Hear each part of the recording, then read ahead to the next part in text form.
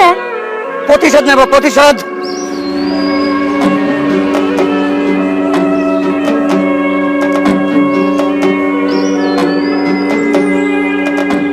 কিসের প্রতিশোধ রে জুরা?